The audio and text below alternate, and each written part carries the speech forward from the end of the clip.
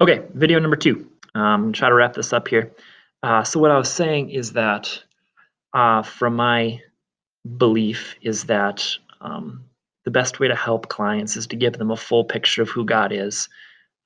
First, knowing God's holiness on one side and knowing God's love and mercy on the other side, and getting a well-rounded view. We can't see God as just one of those things, or it creates a distorted worldview, either of just fear, or either of God is just love, like the easy grandfather who just lets you do anything. God is neither of those things alone. He is both of those, and then in that, when someone is anxious, they can know, hey, there's an all-powerful God who's on my side, who I can cry out to. And then just showing them people like David in the Bible, and David had a lot of problems, but he was able to call out to a God and find his peace and comfort there. And it doesn't mean our problems are going to go away. Jesus was a man of sorrows. Paul despaired even unto death. But that was not that he would rely upon himself, but that he'd rely upon God. And that's the heart mindset we want people to get to, is relying on the Lord. And we are created as dependent creatures, not on accident. That was very purposeful by God, because he wants us to be dependent upon him. And that's a good place to be. So anyway, I'm just preaching here. So yeah, that'd be part of my theoretical viewpoint. If I were able to counsel this man from a Christian point of view, would be able to give his anxiety, give his depression to the Lord. And with that, if we do believe God is holy and righteous, then we're going to want to follow his commands. And if we do believe that God is loving, then we're going to want to follow his commands.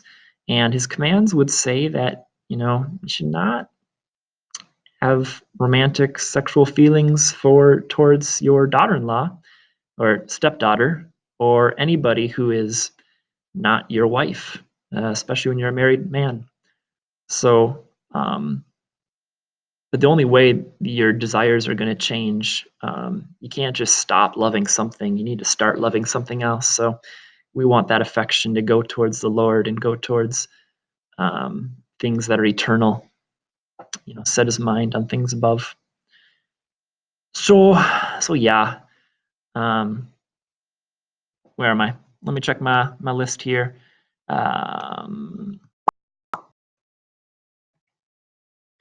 So goals for him. As far as my internship placement is concerned, the goals would be denial of suicidal thoughts and demonstration of 2 coping skills to deal with anxiety. And then once they get those, then they can basically be discharged and follow up with individual counseling somewhere else. Summary of client progress. Well, when I spoke to him, he had actually already been at the hospital since Saturday, which is usually way too long before having this initial assessment.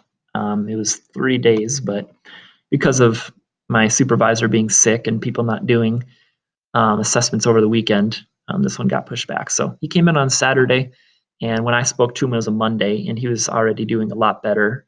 He was able to explain that he was able to work on his thoughts, the thoughts that he had been having about suicide. He was able to change, and that he's able to get on his medication. And he said that had been helping. I don't know if that really helps within 2 days already, but maybe it does. So anyway, questions for y'all is that, how would you deal with somebody who's interested in their stepdaughter from a Christian counseling and maybe a non-Christian counseling perspective? I'd be curious what you have to say. I probably will never work with Bob again. Maybe he'll be in my group therapy class, but that would be about it. I don't know. I'd be interested in hearing your thoughts. Hopefully this video answered everything it was supposed to. I'll stop now so you guys can not have to watch it anymore. Bye. Oop, that didn't work. Let me try it again. Bye.